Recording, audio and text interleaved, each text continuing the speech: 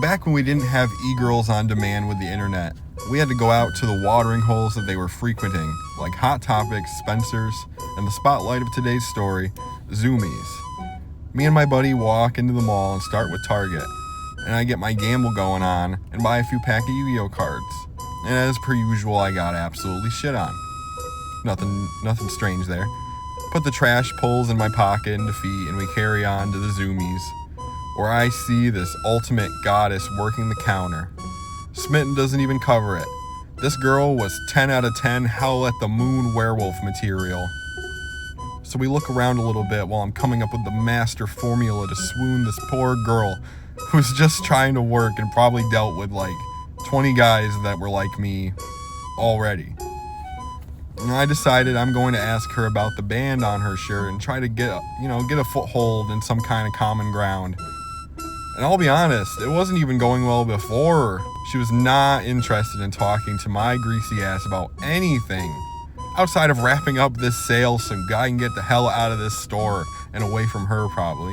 So she just kind of chuckles and is like, yeah, they're pretty good. Not what you want to hear. And I counter with, oh, have you heard this band? Just trying to find any semblance of a thread of conversation here. And she just says no, and all falls quiet. Finally, the transaction is nearly complete, and I reach into my pocket for the money. The same pocket that had the cards I got earlier. Oh boy.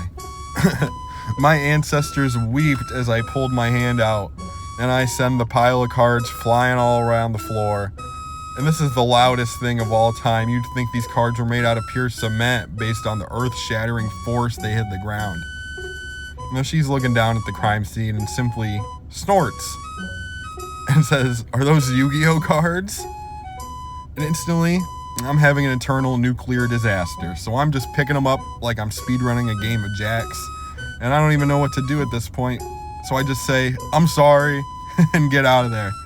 I didn't even bother buying anything at this point. I just gave up on the whole transaction and walked out of there as fast as I could. I never saw that girl again. But it haunts me to this day that I'll forever be the guy that dropped the Yu-Gi-Oh cards out of his pocket. Well, the moral of this story is, don't try to flirt with the random cashiers at the skate shop store. They don't like it. And they especially don't like it when you're a greasy, bumbling goober. Just never keep Yu-Gi-Oh cards in your money pocket.